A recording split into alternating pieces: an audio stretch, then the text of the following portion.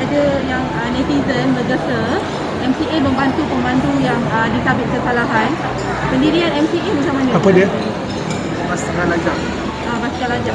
Saya rasa macam ni, kita kena lihat. Kita sebagai kerajaan, kita melihat apa juga pelanggaran peraturan atau undang-undang di bawah Akta Pengangkutan Jalan, sama ada memandu di bawah pengaruh alkohol ataupun di bawah pengaruh dadah ataupun pada kumpulan mak rempit ataupun basikal lajak. Yang penting kita kena memberi fokus, mendidik mereka bahawa mereka harus menghindarkan diri daripada melakukan kesalahan itu. Sebab itulah pada tahun 2020 kita telah meminda Akta 333 yang setelah saya bawa sendiri membentang di Dewan Rakyat dan dipersetujui oleh Dewan Rakyat dan juga Dewan Negara. Dan akta ini termasuk mengenakan hukuman lebih berat terhadap kesalahan memandu di bawah pengaruh alkohol, dadah, memandu dengan cara berbahaya, dan juga termasuk pada kumpulan mak rempit dan juga basikal lajak.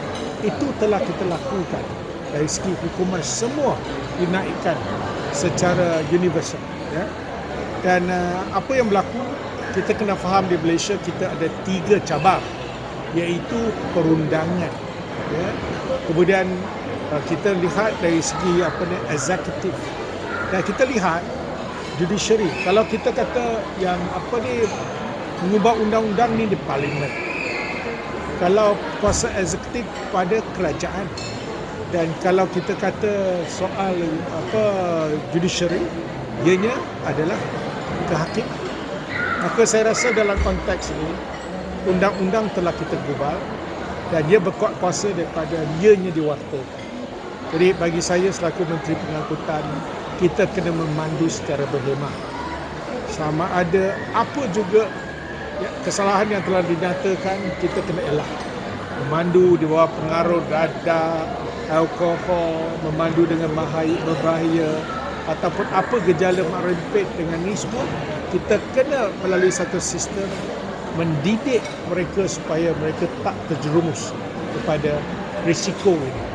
Kerana yang akhirnya membawa padah kepada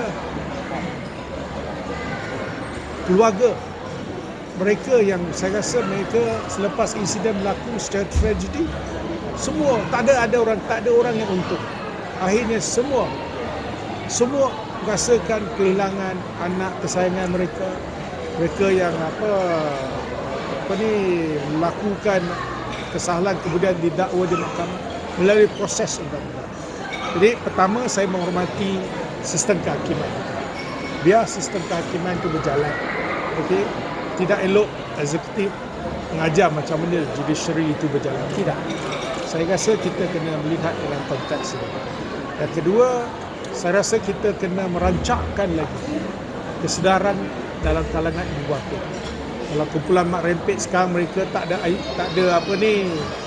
wang sudah tidak ada MCO, PKP, mereka sudah menganggap mereka sudah bebas.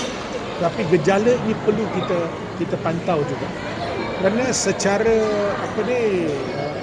umumnya kita kena menghindar dan pendidikan pihak yang menjalankan enforcement, pihak polis.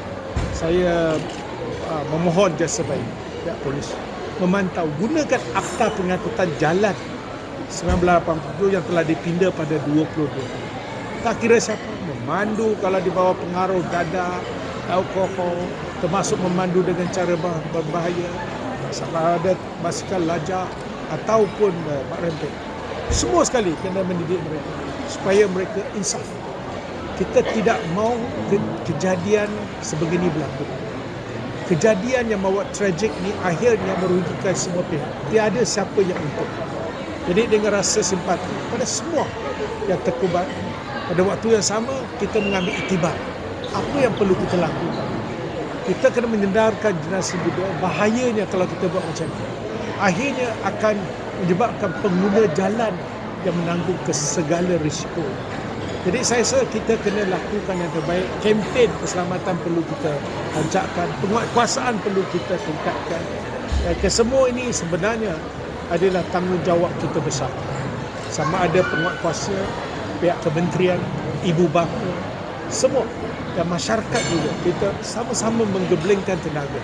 Dan ini saya rasa kita dapat mencapai objektif bersama kerana kita mahu masyarakat kita lebih harmonis, lebih aman dan tidak berlakunya sebarang tragedi. Itu yang kita harapkan.